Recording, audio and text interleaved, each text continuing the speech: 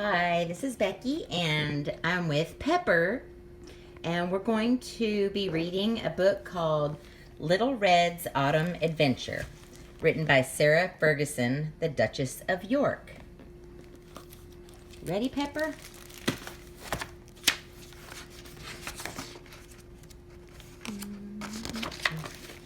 Here are some places: the village, Bluebell Wood, Buttercup Cottage, River Noodle, and Hardwick House.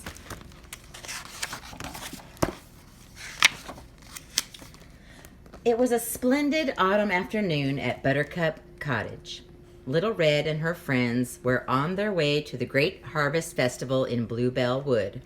They kicked up the golden leaves as they went along, humming a jolly tune. "What a whiz of a windy day!" cried Little Blue excitedly. A giant oak leaf floated down past them. Gino jumped to catch it. "I know," said Little Red, clapping her hands. "Let's do a bit of leaf boarding." Everyone rushed to gather up the biggest leaves they could find and then scampered up to the top of the hill. "Wait for me," called Roni as the others all went zooming past. "I'll never find a leaf that's my size," she sniffed. Little Red jumped off her leaf board. "Don't worry, dear old Roni," she said as she reached for her sack of smiles. Then, with a teeny sprinkling of magic dust, she turned a tiny leaf into a Roni-sized leaf board. Off Roni sped with a happy neigh, and Little Red dashed off to catch up with the others. Whee!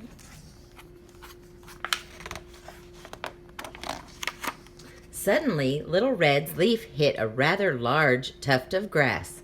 Bumpity, bumpity, bumpity, whoops! And she went tumbly-tumble, head over heels, and landed at the foot of a big blackberry bush. "Whoopsie!" Little Red laughed as she untangled herself. Just then she heard the teeniest of squeaks coming from under the blackberries. "Mommy?" said a very small voice. Little Red knelt down to have a look. Peering out from the shadow of the leaves, two tiny mice clung to each other.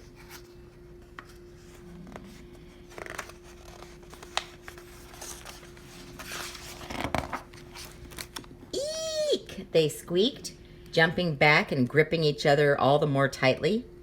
"Don't worry," said Little Red in her sweetest, kindest voice. "I'll help you." "But you're so big," peeped one tiny mouse. "And scary," whispered the other. So Little Red reached into her sack of smiles, grabbed a handful of magic dust, sprinkled it over her head, and zippity-doo-dah! She shrunk right down to the size of the tiny mice. "There, that's better," she said. "Now tell me, whatever is the matter?" "We can't find our mommy," squeaked the tiny mice. "We were on our way to the harvest festival and we were playing hide and seek with the butterflies, but then they flew away and we were lost." "I'm sure your mommy isn't far," said Little Red. "Come on, we'll find her together." But when Little Red reached down for her sack of smiles, it was gone. Then she remembered. There, high above their heads, the sack of smiles hung from the brambles. "Oh, snaggeroo," she said to herself. "However will I find Mommy Mouse now? And how will I reach my sack of smiles?" Little Red smiled her bravest smile. "Don't worry, little ones. Follow me." And she whistled a merry song as they set off on the long journey to the harvest festival.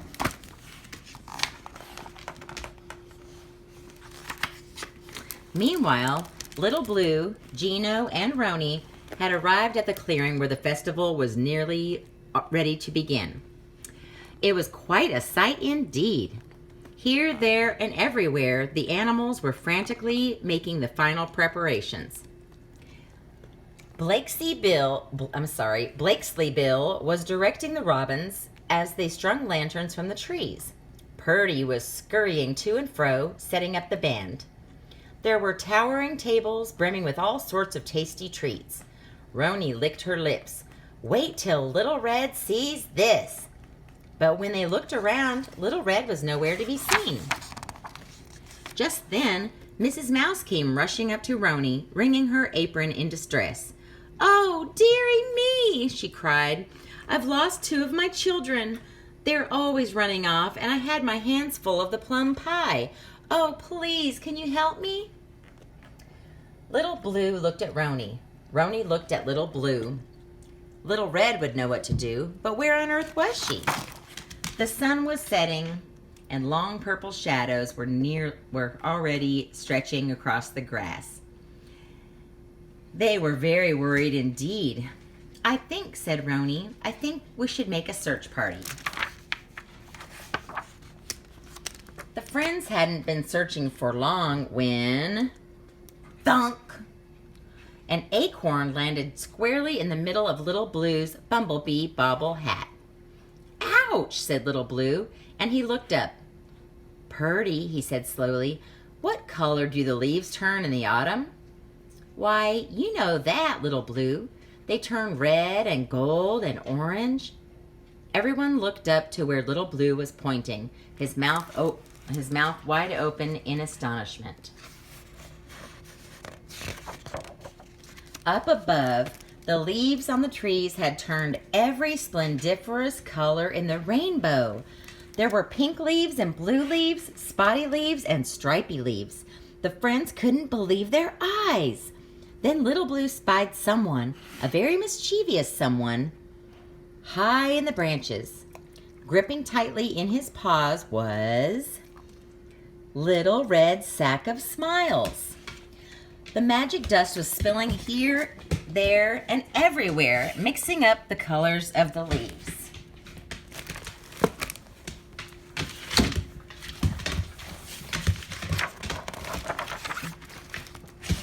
"You naughty squirrel!" cried Little Blue.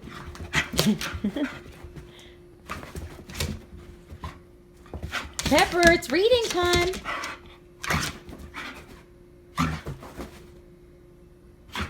"Pepper." "You naughty squirrel!" cried Little Blue. "Come back down and give us back the sack of smiles." But the squirrel just chattered and tittered and scurried even farther up a tree trunk. Realizing that something needed to be done, and fast, Little Blue bent down and pinched a bit of the magic dust between his fingers. Then, reaching his arm up over his head, he sprinkled the dust onto his bumblebee bobble hat, saying, "Buzzy bee, carry me!" All at once, the bumblebee bauble started to spin and buzz, and before the friends knew it, Little Blue was lifted off the ground. Up, up, up he flew, right to the tops of the trees, until he was eye to eye with the naughty squirrel.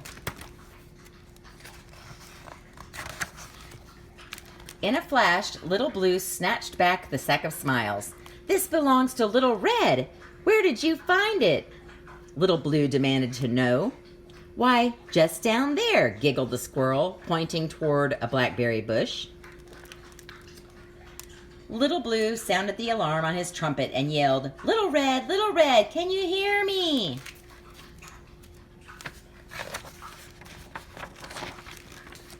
Down below, Little Red heard the trumpet and Little Blue's cry. "Now, tiny mice," she said, "I need you to shout out as loud as you can." "Okay, on the count of 3. 1, 2, 3. "Here, Little Blue," they all cried. "We're over here by the spotty toadstool." From the top of his tree, Little Blue heard the faint squeaks of the 3 lost friends, and, without wasting a second, he buzzed down to the spot where they were sheltering. "Oh, well done, Little Blue. You found us," said Little Red. "Now sprinkle me with the tiniest bit of magic dust." So Little Blue closed his eyes, reached into the sack of smiles, and zazing! Little Red sprang back up to her jolly old self. Oh, thank heavens! Little Red laughed and gave Little Blue an enormous hug. Everyone was overjoyed, most of all Mrs. Mouse and her 9 tiny mice. And when, at last, the friends finally reached the festival, they had a wonderful time dancing and singing under the great harvest moon, long into the night. The end. Well, Pepper, did you like that? Did you like that, Pepper? Bye.